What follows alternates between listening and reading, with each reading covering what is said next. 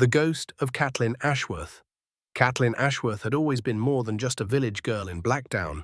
Even as a child, there was something about her, something bright and daring, as if she'd been touched by a wild wind. The people of Blackdown loved her for that spirit, and none more than the Blackwood family. She'd earned their devotion the night Damien lay burning with fever.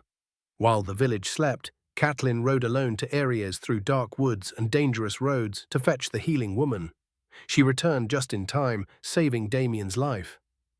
After that night, the Blackwoods loved Catelyn like their own. But to Ego Blackwood, she was more than family. She was his whole world.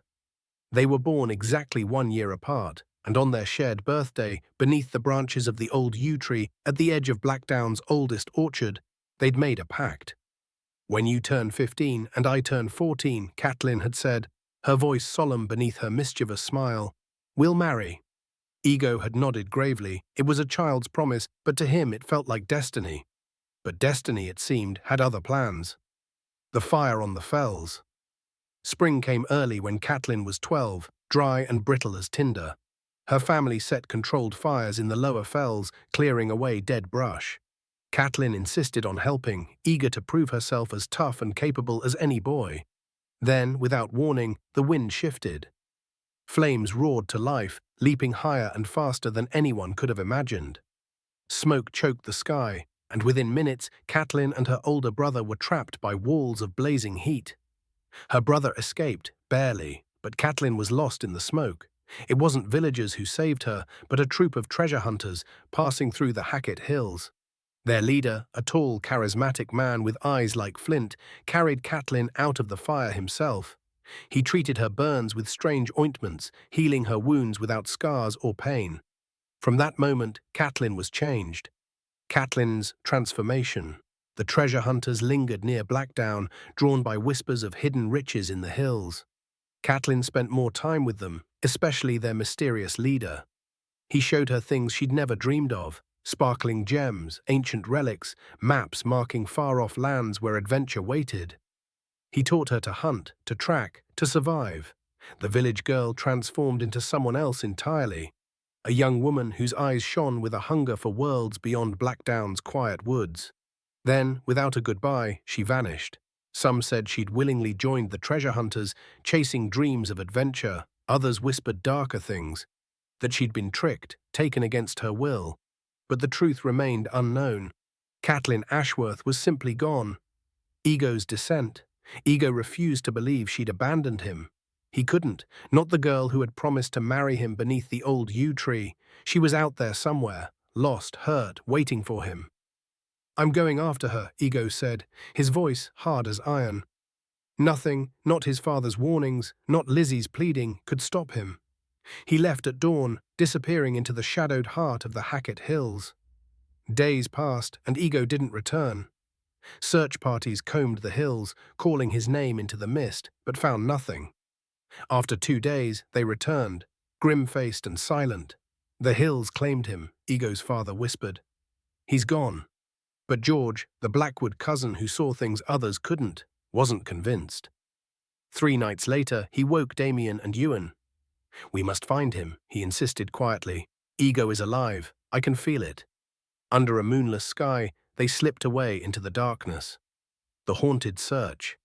The Hackett Hills were steeped in shadow and memory, filled with ancient barrows and forgotten ruins. The mist clung to the boys like living breath, twisting their sense of direction. Branches clawed at their clothes, wet earth slipped beneath their feet. They called until their throats burned, but only silence answered. By the 3rd evening, Damien was ready to give up, his spirit worn thin, but George, eyes distant, urged them onward. "He's close," George whispered. "Can't you feel it?" And then, deep within a twisted glen, beneath a gnarled old oak, they found him. Finding Ego crouched like a wild creature, eyes wide and unseeing, lips moving in silent whispers. His clothes were torn, his hands clutching something precious and ragged, a shawl, scarlet and singed at the edges. Damien froze, heart catching painfully. "That's Catelyn's shawl," he breathed. "She must still be near. We need to keep looking." "No," Ewan's voice was sharp. "We won't find her. She's gone." And we need to get Ego home. Ewan added, "Look at him."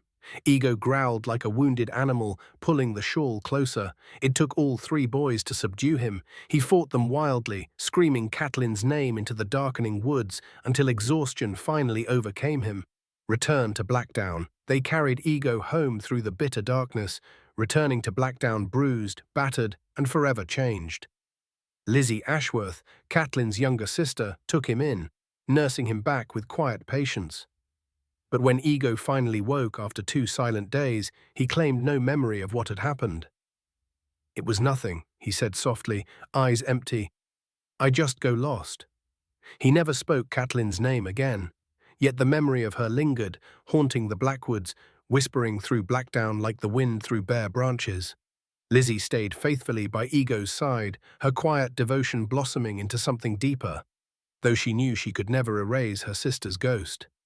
The ghosts of the hills. Years passed, but Catelyn's fate remained a shadowed mystery. Some said her bones lay among the countless others hidden in the hills, the victim of a dream turned nightmare. Others believed she traveled distant lands, living the adventures she'd grown to long for.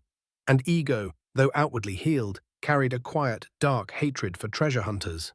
Whenever their wagons passed near Blackdown, he and the Blackwood boys sabotaged their carts, misled them into the most perilous parts of the hills, or simply watched coldly as they wandered lost into the mists. It was as if every treasure hunter bore the blame for Catelyn's disappearance, and perhaps in Ego's haunted heart they did.